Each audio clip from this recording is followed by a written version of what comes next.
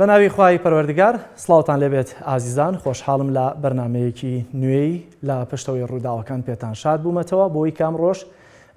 چەند باس و خواسێکی گرنگ لە ڕووداوە ناوخۆی و جیهانیەکان باس بکەین بزانین چی لە پشتی ئەم ڕووداوانەوە دەگوزارێت هەوڵ دەدەین بە پشت بەستن بە زانیاری کۆمەڵێک شیکاری ورتان بۆ بخێنە ڕووبۆیەوەش ئاشنا بن بە پشتەوەی ڕووداوەکان سێتەوەڕی تایبەتمان دیاری کردووە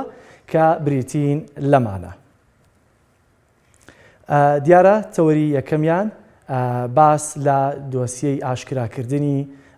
مڵکێکی سەرۆکی حکوومەتی هەرێمی کوردستان مەسرور بارزانی دەکەین، بەڵام ئەمە قسەی زۆری لەسەر کراوە. تەنانەت کاتژمێرێک لەمەوە پێش نووسینگەی سەرۆکی وەزیرانی هەرێمی کوردستان ڕوونکردنەوەیەکی داوە، بەڵام لە هەمان کادا چەند ڕێکخراوێکی کۆمەڵی مەدەنی لە هەرێمی کوردستان لە بەیاننامەیەکدا داوا دەکەن لەوەی کە دەستەی دەستپاکی واروەها داواکاری گشتی بێتە سەرخەت لەبەری باوەڕیان وایەوە بەڵگە نامانەی کە خراونەت و تەواو ورد و دەقیقن، هەرچەندە نووسینگەی سەرۆکوەزیرانی هەرێمی کوردستان ڕەتی ئەو بابەتانە ئەو بابەتە دەکاتەوە. بەڵام ئەمە تەوەری یەکەمیانە، ئێمە قسە لەسەرەوە دەکەین چۆن ئەمانە ئاشکراکردبوون، کێ ئاشکرای کردن. جیاواز لەم بابەتە بابەتێکی دیکەمان هەیە کە ئەتوانم بڵێم زیاتر لە هەفتەیەکە یا چەند ڕۆژێکە جمو جوڵەکانی داعش لە ناوچە جیاوازەکان یا ناوچە داوڕێنراوەکان لە نێوان هەرێم و عێراق دەستیان پێ کردووەتەوە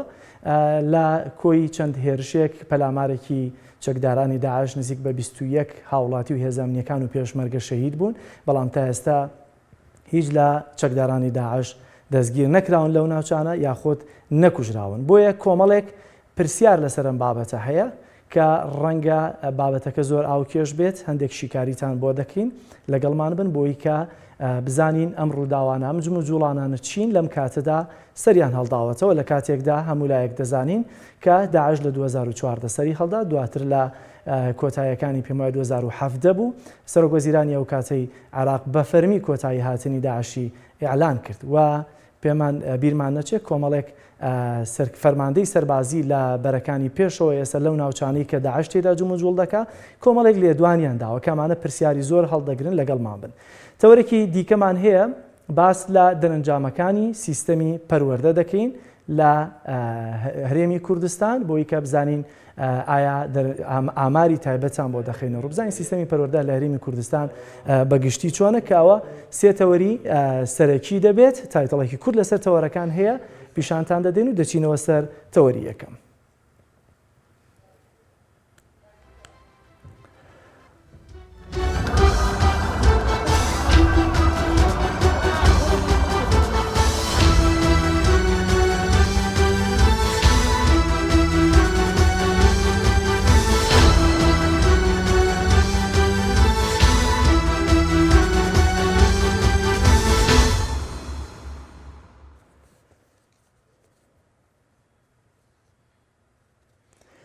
بەڵازیزان دیارە تەوەری یەکەم باس لەوە دەکەین کە ئاشکرابوونی مڵکێکی سەرۆکوەزیرانی هەرێمی کوردستان لە ئەمریکا چۆن ئەم مڵکە ئاشکرا بوو. لێرە ئاماژە بە چەند خاڵێک دەکەین لەوەی کە هەرچەندە ئێستا ئەمە کاردانەوەی ناوخۆیی لە هەرێمی کوردستان لێکەوتوێتەوە، بەڵام باس لە سەرچاوەکان و ئەو ڕۆژنامە نووسانەی کەم کاریان کردووە بۆچی کردویانە چۆن کردویانە دەچینە سەر ئەو بابەتە کە بابەتێکی گرنگە. سەرەتا و ڕۆژنامە نووسانی کە کاریان کردووە لەسەر ئەم پرسە دوو ڕۆژنامە نووسن بە ناوی زاک کۆپلین و ئێریڤین ماوکۆلۆخ. ئەم دوو ڕۆژنامە نووسەکێن ئەمەیان کە لە وێنەکەدا دەبینرێت ئەمە زاک کۆپلین ڕۆژنامە نووسی سربەخۆیە، ئەمەی کە ئێستا دەیبینین حالیان ئێریڤین ماوکۆلۆخ دیارە خاوەنی بڕوانامەیەکی دکتۆرایە و ئێستا کار لە سیاست و لە پرسە نیشتیمانیەکانی خۆیان دەکەن. تەبەن ئەمانە لە دەستگایەکی ناحکومی کار دەکەن کە ئامانجیان ئامانج لە پرۆژەکەیان لێپرسینەوەی لە حکوومەت لە ئەمریکا ئەڵبەتە بە تایبەتی لە بابەتی کە سەربازیەکانیان یاخۆت فەرماندە سەربازیەکانیان کە بە تایبەتی تر لە ڕۆژهەڵاتی ناوەڕاست کاریان کردووە کە دیارە لە کاتی سێرچ و بەدواداچوون بۆ لێپرسینەوە لە کارەکانیان وەکو چاودێری کە چاودێری کارەکانی فەرماندە سەربازیەکانیان بەگشتی دەکەن لە ڕۆژهەڵاتی ناوەڕاستدا لە کاتی بەدواداچوون لەسەر ئەم پرسە هاتوون کۆمەڵێک بەڵگەنامەیان دەستکەوتووە کە ئێمە باز لە بەڵگەنامەکان دەکەین و دوجار کاردانەوەکانیش باز دەکەین. دەچمە سەر ڕۆژنامەنووسەکان ئەمەی کە ئێستا دەیبینین زاک کۆپلین ڕۆژنامەنووسی سربەخۆ لەگەڵ هاوڕێکەی ئیروین ماوکۆلۆخ. ئەم دوانە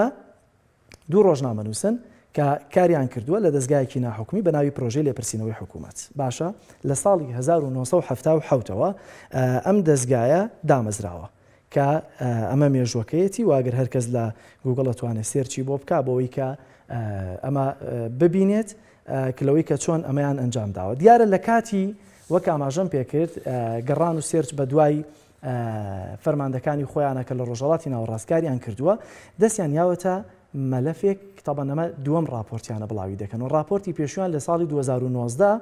کە لەسەر مەلەفە گەندەڵەکانی سوپای ئەمریکا لە عێراق بوو لە ڕێگەی هەڵدانەوەی چەند مەلەفێک دەستیان کەوتە ئەوەی کە تەنانەت باسییان لە مەلەفێک کرد لە باز لە سوتەمەنی بوو لە کوردستان لەوەی کە بۆچی تا ئێستا پنتاگۆن $10 بۆ گاڵوانە گاز وەردەگرێت کە ئەمە راپۆرتی یەکەمیان بوو. لە بەدواداچوون لەسەر ئەمە گەشتە ئەوەی کە ئێستا راپۆرتێکی تریان بڵاو کردوێتەوە ئەو گەندەڵیەی کۆمپانیەکانی نزیک لە بنەماڵی بارزانانی لە فڕۆکەخانەی هەولێر بۆ دابینکردنی سوتەمەنی بۆ سوپای ئەمریکایە لێرەوە کە بەدواداچوونیان کرد سێر دەکەن لە ڕێگەیان پارەیەوە چەندین کۆشک لە ئەمریکا کردراوە. دیارە راپۆرتەکە کە لە چەند ڕۆژی ڕابردوودا ئەتوانە بڵێم ئەلبەتە ببوورە لە سێمانگی ڕابردوودا بڵاو کرایەوە بەناونیشانی چۆن باجدەران توانیان کۆشکەکانی ئەو پیاوە دەسەڵاتدارەی کورد لە بیفرلی هێلز بکڕن کە ئەمە دوو تەوەری سەرەکین. بەڵام کاتێک کە بابەتەکە بڵاو کرایەوە ئەمە کاردانەوەی زۆری بەدوای خۆی داهێنا. ئەم دوو ڕۆژنامەنووسە بەم شێوازە باس لە راپۆرتەکەی خۆیان کردووە. هەرچەندە میدیاکانی هەرێمی کوردستان قسە و باسی زۆریان لەسەر کرد بەڵام ڕەنگە هیچ کامیانەوەکو دوو ڕۆژنامەنووسەکە وەکو خۆی مافیان نەدابێتێ چونکە ئەگەر بێت و بە دوواداچوون بۆ راپۆرتەکەیان بکەی نزیک بە 20 ئەیفۆڕە کە من هەموم پرێنت کردوێتەوە و خوێندومەتەوە بۆی بە وردی باسییان لەمە بکەین. ناونیشانی راپۆرتەکە کە بڵاویان کردوێتەوە بەم نەسا من نقلی دەکەم بۆتان دەڵێ دەرمانخانەی شەقاوەتی. طبعاً کۆمپانیایەک هەیە کۆمپانیای CVS کە ئەم کۆمپانیایە کۆمەڵێک دەرمانخانەی هەیە لەو ناوچەیە. بیرمان نەچێ ئەم ناوچەیە دیارە دیلاوێر ویلایەتە میامی ئەو ناوچەیە کە ئەو تەلارە یا بینایی سەرۆک وەزیرانی هەرێمی تایە کە بەڵگەنامەکانیان بڵاو کردووە باز لەوە دەکەن کە هی ئەوە واژۆی خۆی لەسەر هەرچەندە نووسنگەی سەرۆک وەزیرانە ڕۆڕەتی کردوێتەوە. دیلاوێر ئەو ناو ویلایەتەیە میامی ئەو شوێنەیە کە بیناکەی تێدایە. لەم شوێنە کۆمەڵێک دەرمانخانە هەن CVS کە دەرمانخانەکانی ئەم کۆمپانیایە بەم ناوەیە. بەڵام بیناکە کە کۆی مەساحەی بیناکە 3657 مەترە کە ئەوەی کە لە راپۆرتەکە هاتووە 12000 پێ 4 گۆشەیە و نرخەکەشی 18,300,000 دۆلاری پێدراوە بەکرێ یاوێتی واتە خاوەنیان بینایە کە دەوترێ مەسروش بارزانیە بەکرێ یاوێتی بە CVS کە کۆمپانیای دەرمانەکانە. ئەمە کە بڵاو کراوەتەوە کاردانەوەی ناوخۆی زۆر بە دوای خۆی داهێناوە هەرچەندە لە درێژەی راپۆرتەکەدا باز لە هەندێک گەندەڵی و بەهادەردانی سامانی هەرێمی کوردستان دەکرێت کە باس لە سپیکردنەوەی پارە دەکرێت لە دەروی وڵات و کە باس لەمەکراوە بەڵام زیاتر لەسەری ناوەستێ لە بەروی هەر لە راپۆرتەکە ئەم دوو ڕۆژنامەنووسە خۆیان ئاماژە بەوە دەکەن کە بەڵگەی پێویستیان پێ نەبووە و ئەوەی کێسە دەیبینی لەسەر شاشەکە ئەمە ئەو دەرمانخانەیە ئەگەر وێنەکە بگەڕێنەوە هاوکارانم بۆی کە بە دیاریکراوی ئەمریکا دێتەوە بۆ سەر ڕوکنەکە ئەم سەر ڕوکنە ئەمە دەرمانخانەکەیە بیناکە هی سەرۆک وەزیرانی هەرێمی کوردستانە بە پێوەڵ بەڵگەنامانەی کە بڵاو کراوەتەوە 3657 مەترە. دیارە ئەمە کاردانەوەی بە دوای خۆی داهێناوە. کاردانەوەکان لە هەرێمی کوردستان زۆرە بەڵام پێشوە بچینە سەر کاردانەوەکان دێمە سەر ڕوونکردنەوە لە نووسنگەی سەرۆکی حکوومەتی هەرێمی کوردستانەوە. دەقی ڕوونکردنەوەکە باز لەوە دەکات دەڵێ لە چەند ڕۆژێک دەبێت کە هەندێک پیجی سۆشیال میدیا و سایت و میدیا بەگشتی باس لە بڵاوکردنەوەی راپۆرتێکی بێبنەما لەسەر سەرۆکی حکوومەتی هەرێمی کوردستان دەکەن کە دوورە لە ڕاستیەوە. هەرچەندە بەداخەوە نووسینەکەی یا ڕوونکردنەوەکەی نووسنگەی سەرۆک وەزیرانی هەرێمی کوردستان هەموو ئەم بابەتە گەورەیە بچووک دەکاتەوە بۆ ئەوەی کە ئەمە خانمی پەرلەمانتارێکی پێشووی عێراق بڵاوی کردوێتەوە یاخود ئەو لە پشتێتی لەداخی ئەوەی بە جۆرە لە جۆرەکان لەبەرەوەی لە هاوسەرەکی دەرنەچووەتەوە یعنی ئەم شتە گەورەی هێنراوە بچوو کردوێتەوە بە کەسێک بە خانمێکەوە کە لە بەرەوەی مێردەکەی کاندید بووە و پێشتر پەرلەمانتار بووە دەرنەچووەتەوە تا ئەو ئاستەی کە بێت باز لەوە بکاکە لە هەرێمی کوردستان ئەمانە خەڵک نەیانویستو دەنگیان پێ بداتەوە بەڵام دێت دەست بۆ ئەم بابەتە دەبن بەڵام ئەمە ڕوونکردنەوەکەی نووسنگەی سەرۆکی حکوومەتی هەرێمی کوردستانە 20 ڕێکخراوی کۆمەڵی مەدەنی داوای بە دووەداچوون دەکەن کە کەمێک لەمەوە پێش بەیاننامەکەیان بڵاو کردوێتەوە ئەم 20 ڕێکخراوە باوەڕی تەواویان بەوە هەیە کە بەڵگەنامەکان هەمووی ڕاستن ئەگەر بچینە سەر بەڵگەنامەکان بۆی کە زیاتر بە دەقیقی سێریان بکەین ئەمە بەشێکە لەو بەڵگەنامانە من هەوڵم داوەلەوەی کە بە کوالەتی بەرز دەستمان کەوێت بۆی کە ناوی خودی مەسرور بارزانی لەسەر ناونیشانەکە و واژۆکەی وەرگرین لەوەی کە هەبووە لێرەجا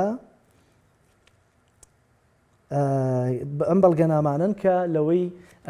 بە ناوی سەرۆکوەزیرانی هەرێمی کوردستانەوە مڵکەکە کڕاوە هەرچەندە پێشتر باس لەوە دەکرا کامە مڵکە سەر بە کۆمپانیایەکی دیکە بەڵام کۆمپانیاکە ڕەتی کردوێتەوە بە ناوی ئەوە بێت و ئەوەی کە بڵاو کراوەتەوە و ئەو دوو ڕۆژنامە نووسە بڵاویان کردوێتەوە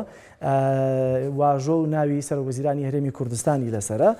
ئەمە کاردانەوەی بە دوای خۆی داێنەوە هەموو ئەم ڕێکخراوانەی کۆمەڵی مەدەنی میدیاکان خەڵک چاوەڕێەوە دەکەن لەوەی کە داواکاری گشتی لە هەرێمی کوردستان دەستەی دەستپاکی داوا لەم دوولایەنە دەکەن بێنە سەرخەت بۆی کە بە دوواداچوون لەسەرم کەیسە بکەن لە بەڕێی دەسەڵاتیان هەیە توانایان هەیە دەتوانن بە دوواداچوون بکەن و بە ئەنجامی بە دوواداچوونەکەیان بۆ ڕای گشتی بخەنە ڕوو بۆی کە بزانن ئایا سەرۆکی حکوومەت خاوەنی ئەم بینایە یاخۆت ناکە مڵکەکەی لە ئێستادا ڕێژەکەی بایی تقریباً نزیک بە 18 ملیۆن و 300 هزار دۆلارە لە کاتێکا دەبینین لە هەرێمی کوردستان چۆن هاوڵاتیان ڕوبەڕووی دەیان قەیرانی دارایی بوونەتەوە بەڵام ناکرێت سەرۆکوەزیران بەم شێوازە لە دەرەوەی وڵات خاوەنی سەرمایەیەکی زەبەلا هەبێت لێرەش ماوەی نزیک بە 15 ڕۆژە قوتابیان لەسەر شەقامەکانن لە پێناو وەرگرتنی 40,000 یا 60,000 دەرماڵە کە ئەمە بابەتی یەکەممان بوو بۆی کە باسی بکەین چونکە بابەتێکی گرنگە چاوەڕێی ئەنجامەکانی دەکەین دەچینە سەر بابەتی دووەممان باس لە سەرەڵدانی جم و جوڵەکانی داعش دەکەین لە ناوچە دابڕێراوەکان ناوبڕێکی کورد وەردەگرم دواتر لە بابەتی دووەم دێمەوەلاتە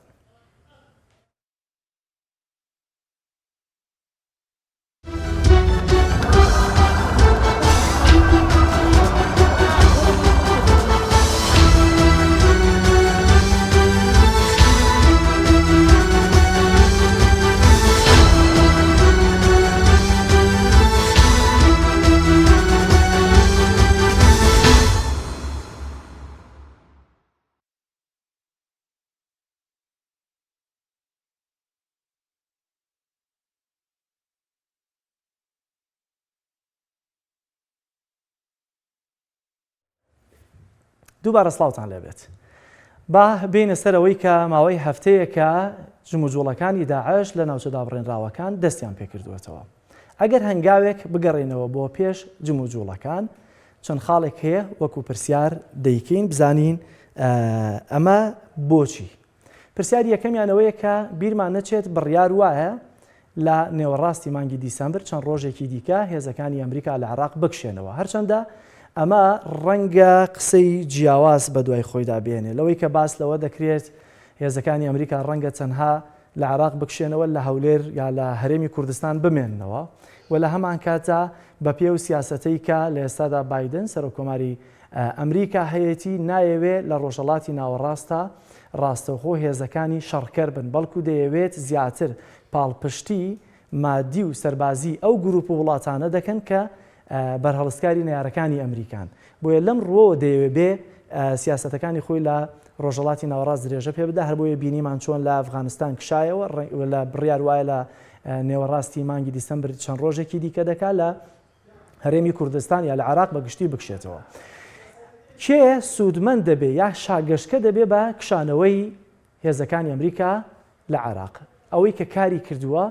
دەزانین لێرە ئەگەر ئاماژە بە چەند جەمسەرێکی ناوخۆیی بکەین هێزی پێشمەرگە یا هێزە کوردیەکان هەن هێزی شیعەکان هەن و سونەکان هەن سونەکان دەزانین دەمێکە سەرکوت کراون بە هەر جۆرێک هەبێ شیعەکان ئێستا لە دوو بەرەی جیاوازن بەرەی ئەوەی کە بەرەیەکی ڕوونە مقتەدا سەدر حەلبوسی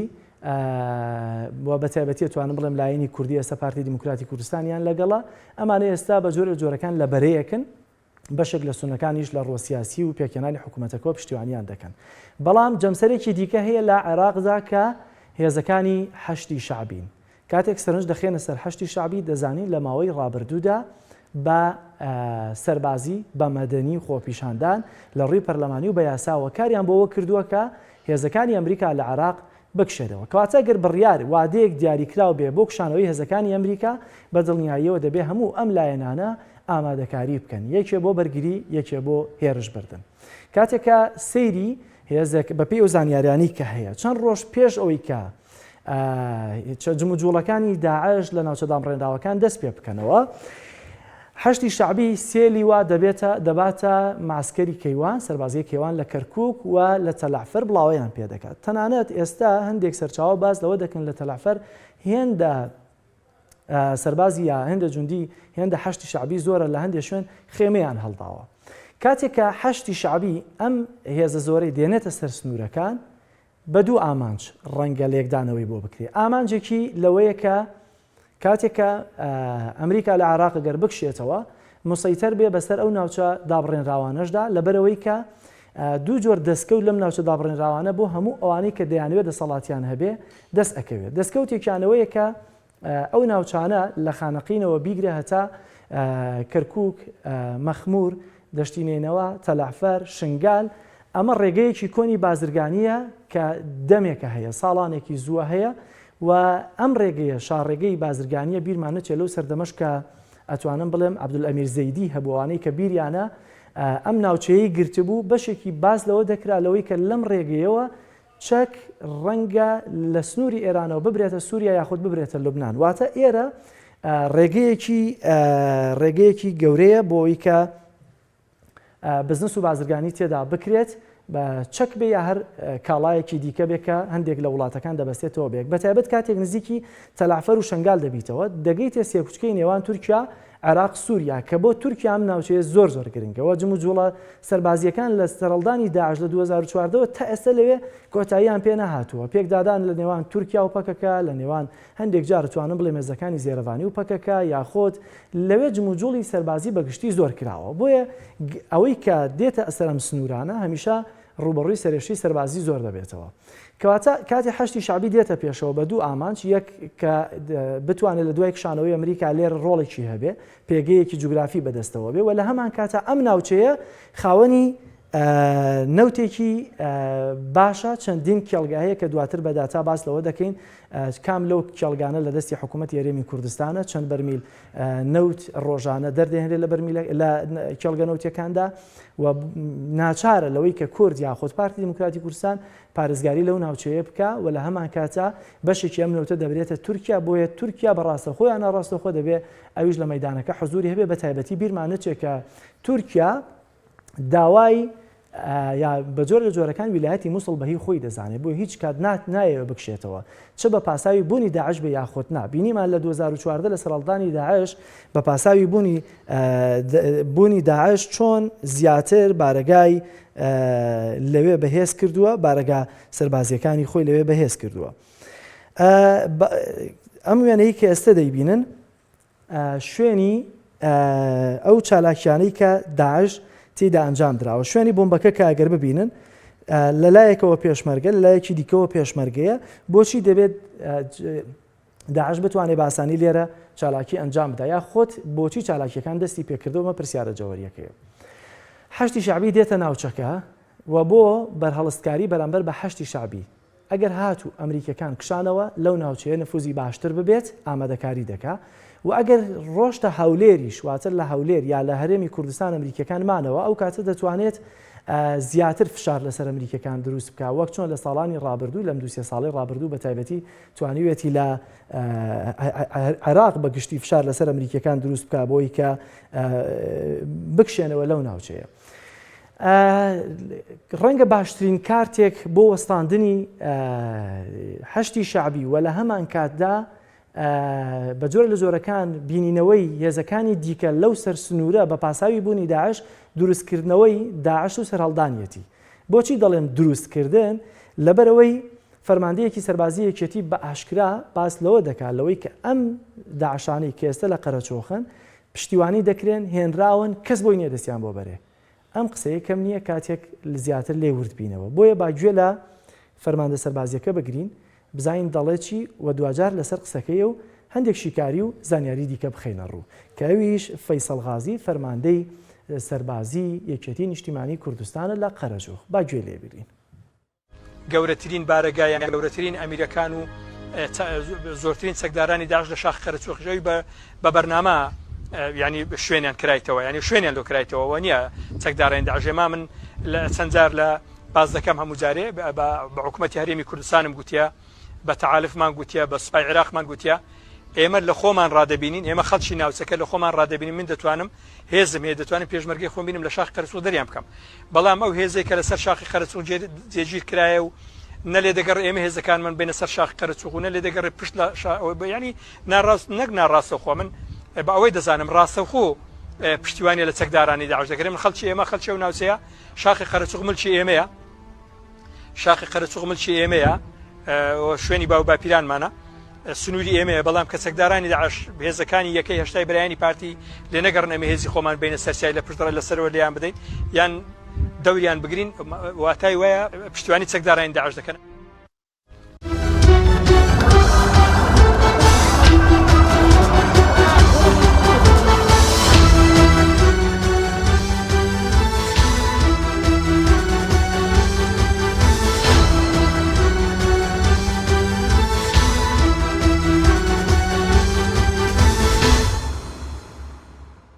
بینیتان کە چۆن غازی فەیزەڵ فەرماندەی سەربازی یەکێتی لە قەرەچۆخ باز لەوە دەکات کەس بۆی نییە دەست بۆ ئەمانە بەرێ کەواتە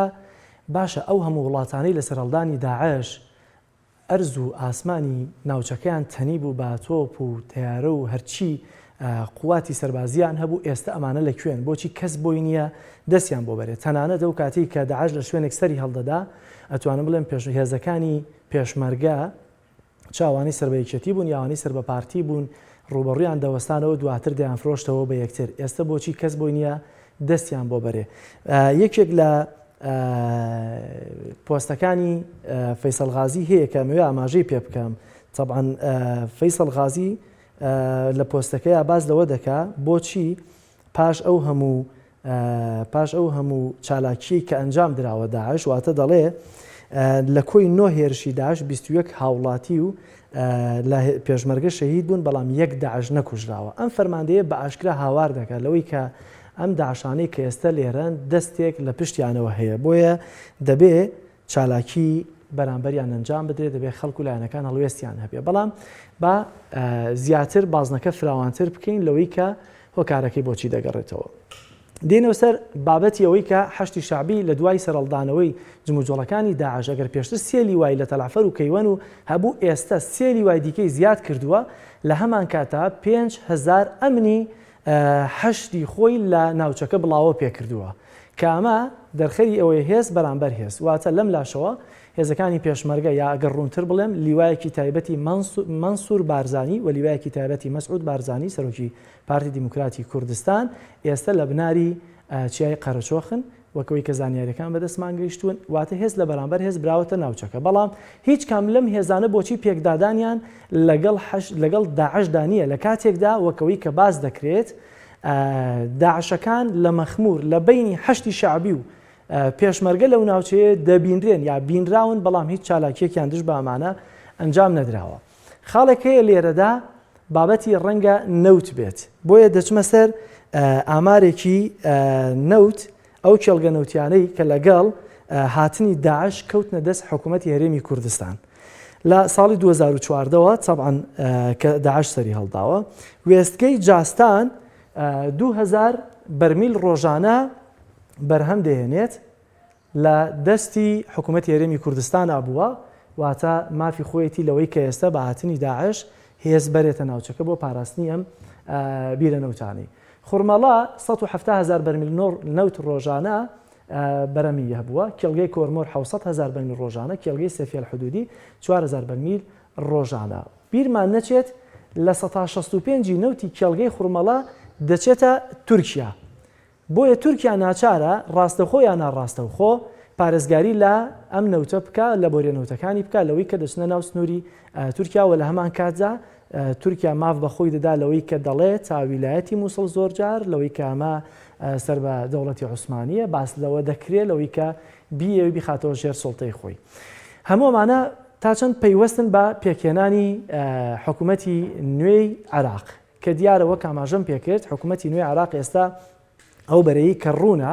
بەرامبەر بە هەشتی شعبی کە لە مەڵبژارنەیە ئەتوانم بڵێم شکستیان هێناوە یا شکستەکەیان بۆ تۆمار دەکرێت و خوێندنەوە دەکرێت لەوەی کە ئەم جارە موقتەدا سەدر بە پلەی یەکەم کە هەڵبژاردنەکانی بەدەستێناوە لە هەمان کاتە لەو بەرەیەی کە تا ئێستا نەبووتە ڕێککەوتنێکی فەرمی بەڵام تەفاهمێک هەیە لە بینیانە محەممەد حەلبوسی موقتەدا سەدر و پارتی دیموکراتی کوردستانن لەوەی کە دەیانوێ ئەم جارە حکوومەت پێک بێن بەرهەڵستکاری ئەمانە هەشتی شعبیە و کاتێکە لە سێری جەمسەرەکانی ئەقلیمیەکان دەکەی هەشتی شعبی بە پاڵپشتی ئێران و پارتی و محەممەد حەلبوسی و موقتەدا سەدر بە پاڵپشتی توانم بڵێم هەندێک وڵاتی عربی و لەم نێوەندەشان ڕەنگە تورکیا باس لە پێکێنانی حکوومەتی عراقی بکەن و ئەمە هەمووی کە لێرە ڕوودەدات هەموو ئەم داعشانی کە لێرە هەن پەیوەستن بۆ ململانەوە کە ئێستا لە نێوان ئەم جەمسەرانە یاخود ئەم لایەنانە دروست بووە کە بەشێکی لەسەر خاکە چونکە بە هەموو شێوازێک هەشتی شعبی دەیەوێت لە دوای کشانەوەی ئەمریکا دوو خاڵ بۆ خۆی بگەڕێتەوە بۆ ئەوەی کە لە ناوەندی بڕیار لە حکوومەتی هەرێمی کوردستانە دەستی هەبێت و هێزی سەربازی و جوگرافیەکەی و لە هەمان کاتدا هێزی مادیەکەی دەستکەوێتەوە کە ئەو ناوچەیە ئەتوانم بڵێم لە هەر سێ ڕووەکەوە توانێت ئامانجەکانی خۆی بەدەست بێنێ ئەگەر بتوانێت لە دوای کشانەوەی ئەمریکا لەو ناوچەیە نفوزی باشیە یاخۆت مەساحەیەکی جوگرافی کۆنتترۆل بکات کە دیارە کورد و لایەنە دیەکەکانی شیعە ئەوانیش خاوەنی پلانی خۆیانن لەوەی کە چۆن دەیانەوێت لە ناوچەکەیە بمێنەوە تەحکومکەن بەڵام ئەوەی کە لە ئێستادا داعش دەیکات بە کۆمەڵێک چەکی پێشکەوتووەکەوەی کە فەرماندە سەربازیەکانیان باز دەکەن دەستێکیان لە پشتەوە هەیە چونکە ئەمانە چەند چەکدارێکن کە ڕێژەکەشیان تا ئێستا دیار نییە و چالاکیەک ئەنجام دەدەن و دوجار لە بەرزایەکان و لە ناوچە سەختەکانە خۆیان حەشار دەدەن بۆیە ئاسانە لەوەی کە ئەمە هەموو هێزەی کە لێرەیە بتوانێت بەرهەڵستی ئەم چەکدارانە ببێنەوە و پاکتاویان بکەن بە تایبەتی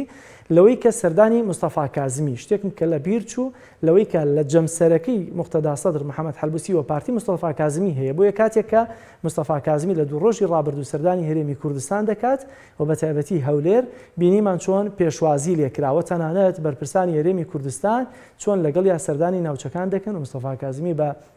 کوردی هەندێک دەستەواژە بەکاردێنێ و هەموو ئەمانە بە جۆر لە جۆرەکان مەسجی سیاسین کە دەیگەێنن گەرنا مستەفا کازمی دەتوانێت ئەگەر جێشی عراقی لە بەردەستیا هەبێ کێوەماڵی ئەو ناوچانە بکەن دەستیان بۆ بەرن بۆ داعش بۆی کە ئەو منتیقەیە پاکتاوی داعشی تێدا ئەنجام بدەن هەرچەندە ئەگەر کەمێک شوێناکە گەورەتر بکەین ڕەنگە ئەمە بەشێکی پەیوەست بێ بە خواستەکانی ئێران لەگەڵ ئەوروپا و ئەمریکا چونکە بیرمان نەچێت ئێران ڕەنگە زوو بیەوێت پێکێنانی حکوومەتی عراقی لە عێراق یەکلایی ببێتەوە لەبەرەوەی کە ماوەیەکتر دەچینە ناو هەڵبژاردنەکانی لوبنانەوە کە ئەگەر لەوێش بێت و هەمان بابەت کە بەرامبەر هەمان شکست کە ڕوبەڕووی هەشتی شعبی کرایە و ڕوبەڕووی حیزبوڵڵا بکرێتەوە ڕەنگە بۆ ئێرانیەکان باشی لێ نەکەوێتەوە بەڵام ئەمەی کە ئێستا چاوەڕوان کراوە ململانێنە چۆن یەکلایی ببێتەوە ڕەنگە پەیوەست بێ بە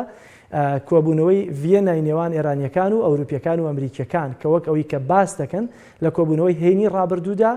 داواکاری سەرەکی لە ئێرانیەکانەوە بووە کە واس لە ئەو هێزە چەکدارانە بێنێت لە دەروی وڵاتەکەی خۆی لە یەمەن لە لوبنان لە عێراق لە سووریا واز لەم چەکدارانە بێنێت بە مەرجێکە تەنانەت ئەوروپا و ئەمریکا هیچ باسێکیان لەسەر چەکی ئۆتۆمی لەگەڵ ئەمریکادا لەگەڵ ئێراندا نەکردووە بۆیە ڕەنگە بەشێکی پەیوەست پێ بە کۆبوونەوەی داهاتووی گفتوگوی داهاتووی ڤێنا لە نێوان ئەمریکا و ئەوروپا و ئێران هەموو ئەمانە بەشێکی خوێندەوەن بەشێکی زانیارین لەوەی کە باسییان لێ دەکەین کە ئەمە تەوری دووەمی بەرنامەکەمان بوو تەوری سێممان هەیە ناوبڕێکی کورت وەردەگرم تەوری سێمیش باس لە کەرتی پەروەردە دەکەین.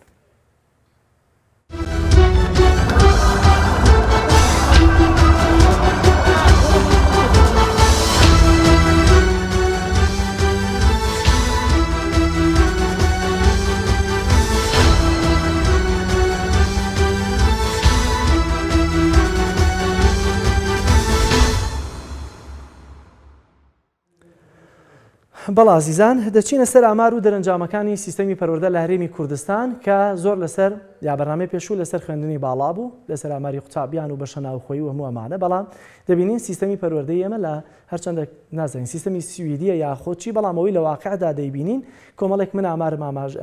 ئامادە کردووە لەوەی کە باسییان لێوە بکەین بە تایبەتی پەیوەست بە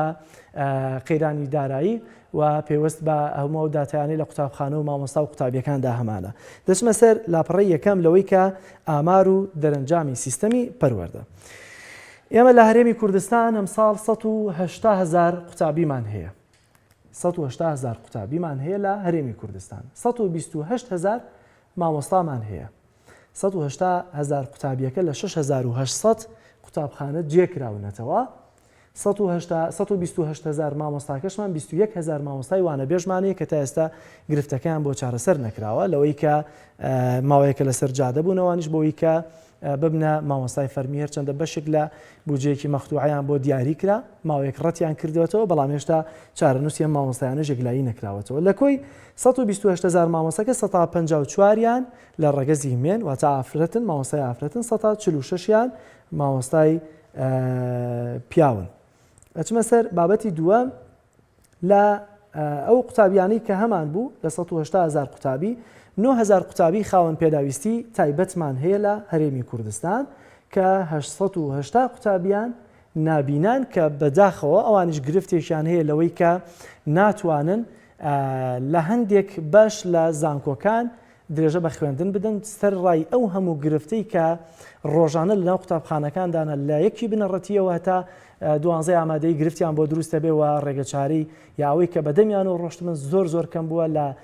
شوێنی هاتوچۆ لە دانیشتنیان لە گوێگرتنیان لە دنیای گرفت لە شێوازی تاقیکردنەوەکانیان لە گرما و سەرمای ناو پۆلەکان گرفتی زۆریان هەیە بەڵام تا ئێستا بۆیان جێبەجێ نەکراوە. لە کۆی 6,800 قوتابخانە ئێمە 1,000 قوتابخانەیان خێرخواز دروستی کردووە. ئێستش دەبینین لەوەی کە چۆن لە ناوەناوە لە ناوچەکانە دەبینین فلان کۆمپانیا یا فلان خەڵکی خێرخواز و خواپێدا و قوتابخانەی دروست کردووە بۆیە لە 6,800 ئێمە 1,000 قوتابخانەیان خێرخواز دروستی کردووە. 130 قوتابخانە سێدەوامی تیا ئاکرێت لە ڕۆژێکە سێ دەوام سێ شەفتی تێدا ئاکرێت 130 قوتابخانەیان. بۆ نەهێشتنی دوو دەوامی ئێمە ساڵانە پێویستمان بە 1,000 قوتابخانە هەیە. ئەگەر 1,000 قوتابخانە لە ساڵی نوێ کە دروستە بێتەوە دروست بکەن ئەو کاتێمە دەتوانین دوو دەوامی لە خوێندنگەکانمان کۆتایی پێبێنین بەڵام هێشتا 130 قوتابخانەمان سێ دەوامیان تێدا ئەنجام دەدرێت. لە ساڵی 2014ەوە کە قەیرانی دارایی سەر هەڵدەدات پرۆسەی پەروەردەیەکێک بوو لەو سێکتەرانی کە توانم بڵێم زەرێکی زۆری پێگەێنرا بە تایبەتی لەوەی کە مامۆستایان ئاوەڕیان لێ نەدرایەوە بە تایبەتی لەوەی کە خۆپشاندان و مانگرتن و بایکۆتی هۆڵەکانی خوێندن هاتە ئاراوە. لە ساڵی 2014 هەتاوەکو ئێستا ئەو زوڵمەی کە لە مامۆستایان کراوە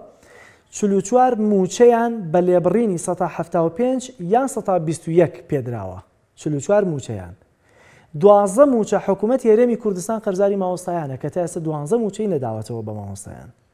واوەشمان بیر نەچێت لەوەی کە مانگانە ئەمە نەک لە 2014ەوە لە کۆنەوە ئەم یاسایە هەیە لە مانگانە 170 موچەی مامۆستا دەبڕێ بە ناوی بۆ ناو سندوقی خانەنشینی بۆی کە خانەنشین بوو دوجاران پارەی پێ بدرێتەوە بەڵام ئەوەی کە جێگەی پرسیارە دوایی من میوانێکمێ زۆر بە کورتێندێک لەو پرسیارانەی لەکەم ئەم سندوقە لەکوێیە خۆم سندوقە وجودی نیە پارەیە چۆن ئەگەڕێتەوە ئەچێتە حسابی کێ لەکوێ هەڵدەگیرێ بۆی بزانین ئەمەش چی لێ دێت. لە ساڵی 2014 کە ئیدی قەیرانی ئابووری سەری هەڵدا خۆپیشاندان و بایکۆت و بێهیوایی لە هەرێمی کوردستان سەری هەڵدا و هێشتا درێژەی هەیە 1,000 مامۆستا ڕۆ وڵاتانی ئەوروپا کۆچیان کردووە بەڵام بە فەرمی ڕەنگە بە واستەی حزبی و شخصیان لێ خەڵ لە شوێنیان دانرابێ یاخود دوجار گرێبەستەکان کرانە فەرمی و بەوانە بێ شوێنی گرێبەستەکانی تریا مامۆستەکانی تر پڕ کراونەتەوە بەڵام ئەمە کاریگەری لەسەر کەرتی پەروەردەوە مامۆستایان دروست کردووە کە لە سەرهەڵدانی قەیرانی دارایی و پێنەدانی موچە و پاشەکەوتی موچەوە 1,000 مامۆستا ڕۆ وڵاتانی هەندەران کۆچیان کردووە.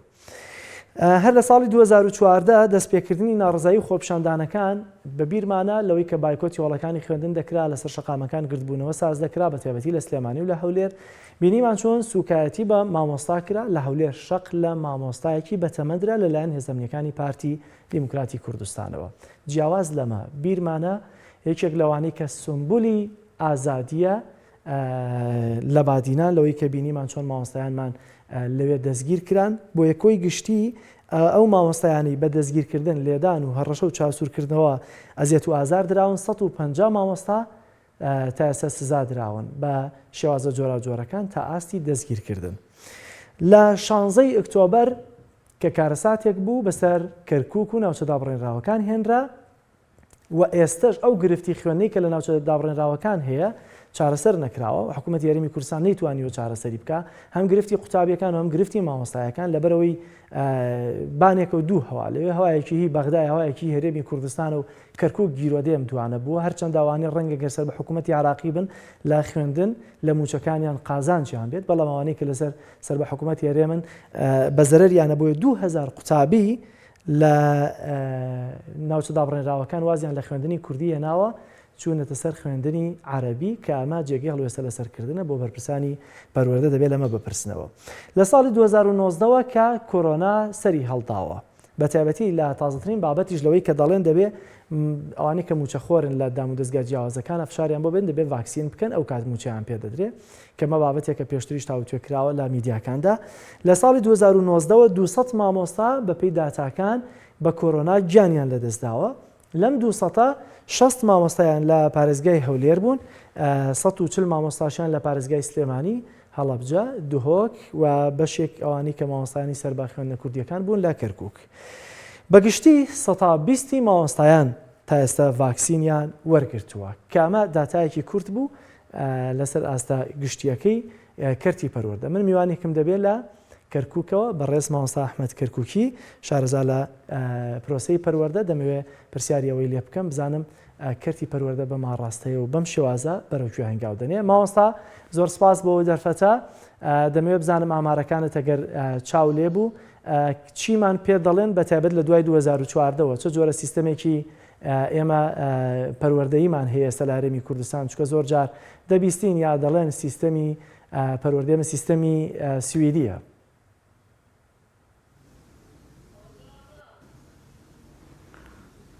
بەڵێ دەستخۆشی بەرنامەکەتان لێ یەکەم بەڕاستی پرۆسەی پەروەردە و خوێندن لە هەرێمی کوردستان بەپێ ئەو داتانەی کە جەنابەت باست کردووە و ئەوەی کە ئێمەش ئاگادارین ئەمە هەمووی ئەوەمان پێڵێت کە حکوومەتی هەرێم وەزارەتی پەروەردە دەبێ بە خۆتان نابسنەوە دەبێ ئاگادار بن پرۆسەی پەروەردە و خوێندن کەوتۆتە قەیرانی زۆر گەورەوە کە حکوومەتێک نەتوانێت ئەم هەموو قەیرانە چارەسەر بکە ساڵ بە ساڵ قەیرانەکان و پرۆسەی پەروەردە و خوێندن بەرەو حاڵەتێکە ڕوا کە لە 2014ەوە تاوکو ئێستا ساڵانە زیاتر لە 15 بۆ 20,000 قوتابی تەخەڕوجەکات هیچی تەعین نابێ هیچی دانازرێ ئەمە بێهیواییەک بۆ ئەم قوتابیان بۆ ئەم دەرچوانە دەکات کە زۆری سەر لە ڕوودان دەرانەکە ئەوەمان پێڵێ ئەم سیستەمە سیستەمێکی پەروەردەی حزبی سرفە نە سویدیە و نە بەریتانیە بەڵکو سیستەمێکە بەپێی ئەو دەسەڵاتەی کە لە هەرێم هەیە هەر کاتێ بیەوێ گۆڕانکاری تیاکە هەر کاتێ بیەوێ کە لە مەسلحەتی خۆی و دەسەڵاتە بێ دەیکات ئەگەر نا سیستەمی پەروەردە بەم شێوە بڕوات و بەم شێوە بزەرێ ڕاستی ئەمە کارەساتێکی گەورەیە نەتەعینبوون هەیە نەدامەزراندن هەیە نا مافی مامۆستا کە باسی ئەو داتایەت کرد 150 مامۆستا بەڵێ لێ دراون سجن کراون پێشێل کراوە بەڵکو ئەتوانم بڵێم زیاتر لە 128,000 مامۆستا تووشی گرفت دەرونی بوونە بەهۆی ئەو هەموو پاشەکەوتە بەهۆی ئەو هەموو وەزعی کە بەسەر مامۆستایان هات کە لە بەسیترین شت کە موچەکەیەتی لێی مەحرومە بەڕاستی لێی مەحروم کراوە زیاتر لە 56 موچە مامۆستا بە لێبڕینی کامل و بە لە 175 تا 21 لێی بڕاوە ئەمە چ حکوومەتێکی پێوترێ ئەمە چ سیستەمێکە بەڕاستی کارەساتە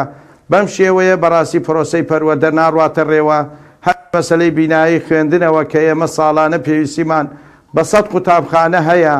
و پێویستیمان بە 2000 قوتابخانە هەیە بۆ ئەوەی دوودەوامی نەهێلین بەداخەوە تاکو ئێستاش لە ناو جەرگەی شار لە ناو جەرگەی هەولێرە قوتابخانە هەیە زیاتر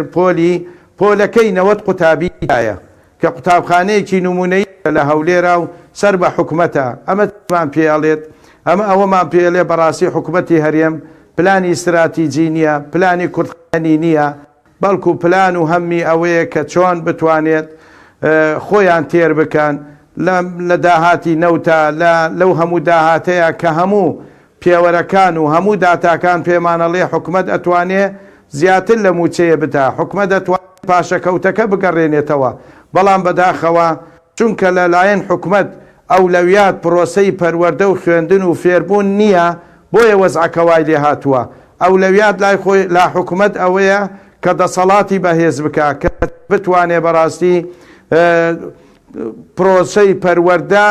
لەناو ببات، چونکە ئەگە پەروەردە و ڕۆشنبیری هەبوو لە ناو چینی کۆمەلگا بەڕاستی ئەم هەموو ناحەقیە قبول ناکرێت. زۆر باشە، باس لە کۆری بینەی قوتابخانەکان نۆژەنکردنەوە کە پێم وایە ئێستا 150 قوتابخانانی کە 6800 قوتابخانن پێویستیان بە نۆژەنکردنەوە هەیە. بابێنە سەرەوەی کە هەمووان پێداویستیانە کە هەن بودجەی تەرخانکراو لەلایەن حکوومەت هەرێمی کوردستانەوە بەتابەتی ماوەساخۆت لە ناو یەکێتی ماوەسایانی کوردستانی پلان یا دەرخستە چی هەیە بۆی کە هەم یەکێتی ماوەسایان و هەم وەزارەتی پەروەردە فشار بێ بۆ سەر حکوومەت و ئەنجومەنی وەزیران لەوەی کە بڕەبوجەیەکی تایبەت بۆ کەرتی پەروەردە دیاری بکرێت لە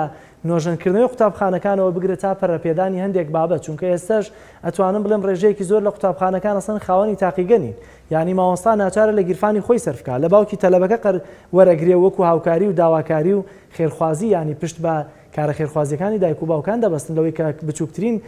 پێداویستی ناو قوتابخانەکان دابین بکەن.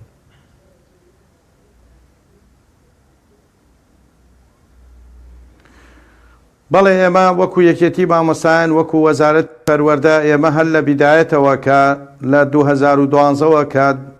چوتینە ناو ئەم ڕێکخراوەوە بەڕاستی کۆمەڵێک گرفت و کێشە و ئەوانە هەبووە. باسی ڕابردوو ڕێکخراوەکە ناکەم کە صرف سەر بەدەسەڵات بووە، بەڵام لە دوای 2012 لە کۆنگرەی 12 ئێمە توانیمان بە کۆمەڵێک پرۆژەوە بە کۆمەڵێک بابەتەوە بچین لەگەڵ وەزارەتی پەروەردە لەگەڵ حکوومەت، تەنانەت لەگەڵ سەرۆکی هەرێمیش ئێمە پرۆژەمان داوە بە مەترسیەکانی پرۆسەی پەروەردە و خوێندن لە هەرێمی کوردستان، چونکە ئەوەمان لەبیر نەچێ ئێمە چەند سێکتەرێکی سەرەکیمان هەیە، ئەم سێکتەرانە ئەگەر بەهێز نەکرێ و گرنگی پێ نەدرێ پرۆسەی پەروەردە و خوێندن لەو وڵاتەیە یان لەو هەرێمەیە بەڕاستی لە قەیرانێکی گەورەیە ئەبێت و هیچ ئەهەمیەتێکی نامێ. سێکتەری پرۆگرامەکان کە ئەو پرۆگرام و مەنهەجەی کە دائەندرێت بەڕاستی ئێمە بە شێوەیەک دائەندرێت لە ڕوانگەی حزبەوە ئیشی لەسەرەکرێ، نەک لە ڕوانگەی لە ڕووی پەروەردەیی و لە ڕووی شارەزای پەروەردە و پرۆفیسۆر و تەختیت و پلانەوە بێت. ئەوە کێشەیەکی گەورەیە بەڕاستی مەنهەجە کە وەکو باسم کرد نە سویدیە نە بریتانیە، وەکو مەنهەجێکە لەسەر ئەساسی حزبی و ئەو دوولایەنە دائەندرێت و بەو شێوەیە دەڕوات کە ئەو دەیانەوێ ئەوە ئێستا پرۆسەی بەشی پەروەردەمان لێمی کوردستان بەڕاستی ڕۆژ بە ڕۆژ ساڵ بە ساڵ بەرەو ڕوخاندن و بەرەو داڕوخاندن ئەڕوا. ئەو هەموو بەهایانە ئێستا وەنەی قوتاب خاستەن لە زانکۆکانە خەریکی جلوبەرک و جوانکاری خۆڕازنانەوە و عەرزن، ئەوەنە خەریکی مەسەلەی پرۆسەی پەروەردە و فێرکردن و زانست نییە، بۆ لەبەر ئەوەی لە هەر لە هەر ڕەوزەوە بێوە پرۆسەی پەروەردە بەڕاستی ئێهمال کراوە ئادرێت. ئەمە هەمووی بەڕاستی زەڕ پرۆسەی پەروەردە، چونکە ئەگەر لە حکومەت ئەولویات پرۆسەی پەروەردە نەبێ خوێندن سەر ناگرێ. بەڵێ ئێمە چەندین پرۆژە داوەتە حکومەت، وەزارەتی پەروەردە کەمترین بودجەی هەیە لە 105 بودجە بۆ وەزارەتی پەروەردەیە کە ئەمە لە هیچ شوێی دنیا نییە. ئەمە بۆمان پێڵێ حکومەت لە ئەولەویات پرۆسەی پەروەردە و خوێندن نییە، ناکرێت لە 105 میزانیە بۆ وەزارەی پەروەردە بێ کە لە 105ەکەش زۆربەی بۆ موچێ کە زیاتر لە 190 میلیارد دینار بۆ موچەی مامۆستایان و فەرمانبەرانە. بەڕاستی کارەسا حکوومەت بەم شێوەیە سەیری ئەو پرۆسە گەورەکە. دەرفەتم نەماوە من دەمەوێت بزانم قوتابخانە ئەهلیەکان ئەوانەی کە ئێستا دروست دەکرێن یاخۆت هەنوو برەوێکی باشیان پێدراوە ئەمانە تا چەندە زیانیان لە بەگشتی هەمکەرتی پەروەردە و ئەم قوتابخانە حکوومیەکان داوە.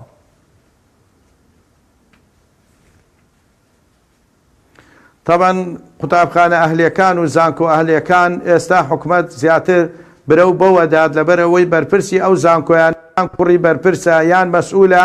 یان کەسێ لە پشتێوەیەتی بڕواتان بێت چەند جا لەگەڵ وەزارەت و وەزیری پەروەردە دانیشتومان کردووە لەسەر کەم و کورتەکان و ئەو زوڵبەی کە لە مامۆستایان و لە قوتابیان لە زانکۆ و لە خوێندنگە ئەهلیەکان ئەکرێت دوای ئەوەی کە دراسە کراوە زۆربەی ئەو خوێندنگە ئەهلیانە یان هی بەرپرسە یان هی کوڕی بەرپرسە یان هین مدیر عامە بۆیە ناتوانن بڕیار سەر بدەن. ئەمەش تاسیرێکی زۆری لە خوێندنی حکومی کردووە کە دراسەی حکومی ئیهمال کراوە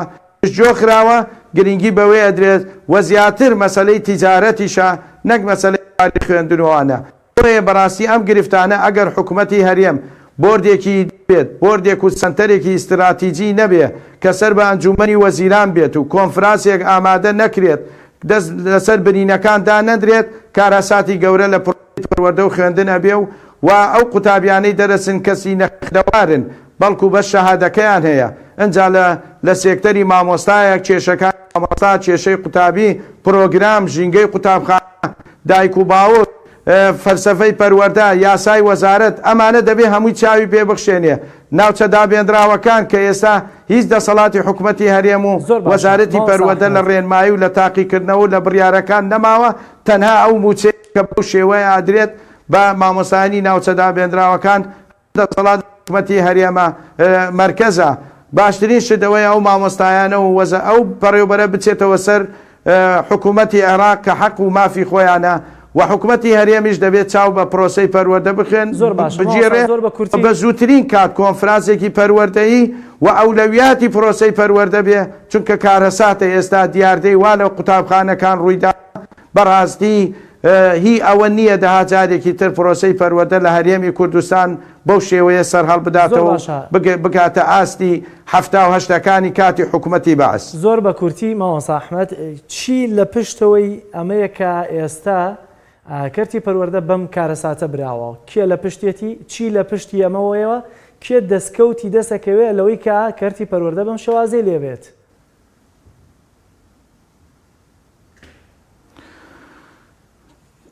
لە پشتەوەی ئەوەیە حکوومەتی هەرێمە پرۆسەی پەروەردەی هەمار کردووە ئەو هەموو خوێندنی ئەهلی و زانکۆی ئەهلی و زانکۆی ئەهلی دەرەوەی وڵاتیش کە هیچ حکوومەتی هەرێم دەسەڵاتی لەسەر ئەو زانکۆ بیانیەکان بە هیچ شێوەیە نەماوە نە پرۆگرامیان نەهین ئاگای لە هیچ نییە و ئەوەنەی گرنگی بە قوتابیە دەوڵەمەندەکان و بەرپرسەکان ئەدرێت پرۆسەی پەروەردە ئیهمال کراوە و لە هەمووی خەتەرتر ئەوەیە هۆکاری ڕئیسی دەستێوەردانی حزبیە لە جونگەکانی پرۆسەی پەروەردە هەر لە وەزیرەوە هەتاکو و خوارەوە بەڕاستی ئەمە کارەساتە ئەمە دەبێت چاوخشاندنێک بکرێت ناکرێ بەو شێوەیە پرۆسەی پەروەردە و خوێندن بە میزاجی حزبی و شخصی و بەم بۆ میزاجانە کار بکرێت و ئەم نەوەیە دەرچووەکەنەوەیە کە بەڕاستی ئەوەیە کە ئەم نەوەیە بەڕاستی ئێستا سەیریەکەی زۆر بەڕاستی بە دواوە ڕۆیوە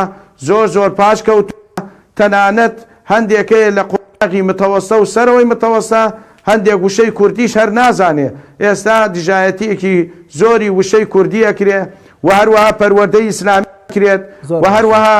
پەروەردەی بەهاکان ئەکرێت ئەمانە بە هەموو شێوەکان بەڕاستی دژایەتی ئەکرێت کە لە هەموو وڵاتەکان زمانی دایک دەبێت بخوێندرێت بەڵام بەداخەوە لە خوێندنە ئاهلیەکان بیانێک